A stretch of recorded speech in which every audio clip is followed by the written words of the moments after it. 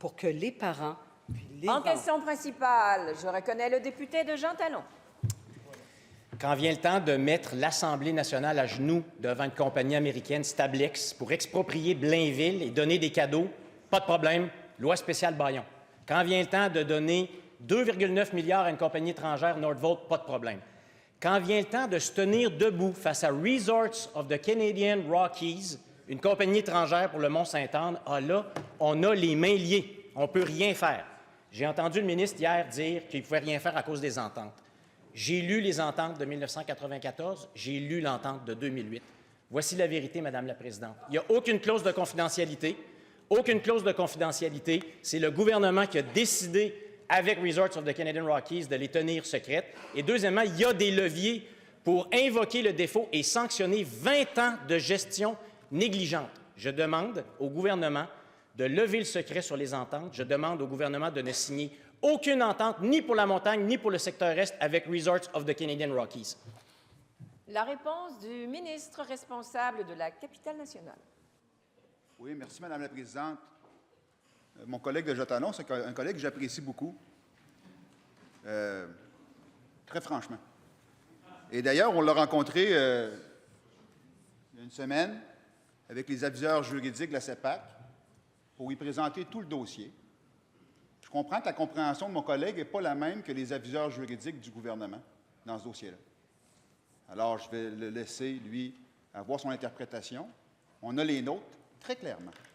Maintenant, si on revient sur l'entente de 1994, il n'y avait aucune condition de rattacher cette entente-là. Sans condition, c'est difficile de résilier. En 2008, il y a eu une renégociation avec certaines conditions pour le secteur Est uniquement. Aucune condition pour la montagne. Ces conditions-là, à l'usage, n'ont pas été respectées. On a pris juridiquement des gestes, on a posé des gestes, et la CEPAC a récupéré le secteur Est, où il y a du ski de fond, où il y a le camping, il y a tous ces éléments-là.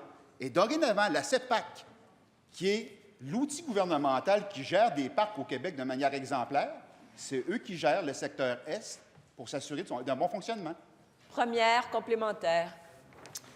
Il y a dans les ententes des leviers juridiques et c'est vrai qu'il y a eu beaucoup de discussions. J'ai parlé à plusieurs intervenants depuis un an, dont certains sont ici aujourd'hui. C'est une question de volonté politique et la volonté politique au cabinet de l'ancien ministre de l'Économie, elle était très favorable à RCR.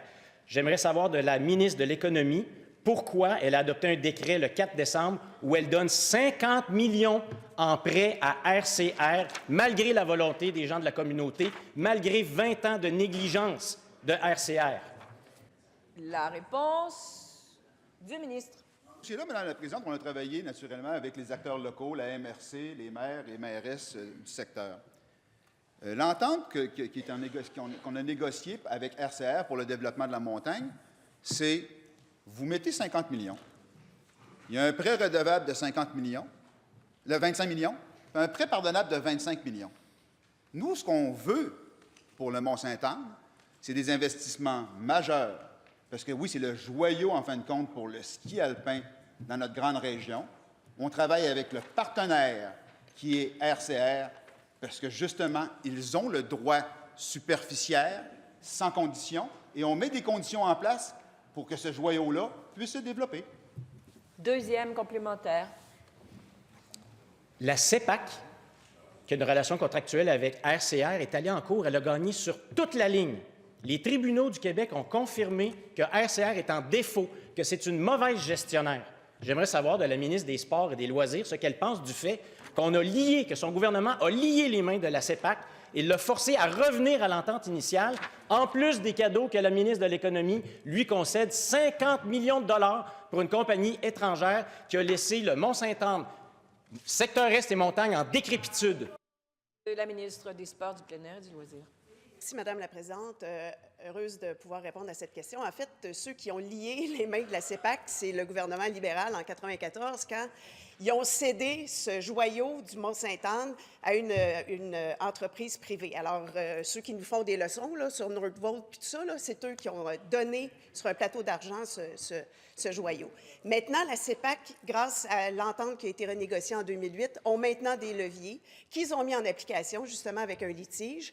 Mais tranquillement, on réussit à faire des avancées. Et c'est pour ça que présentement, on travaille avec la communauté. Parce que ce qu'on veut, ultimement, c'est que les gens de Québec et de partout au Québec et de partout dans le monde puissent utiliser ces infrastructures-là. Donc, il y a des discussions avec tous les organismes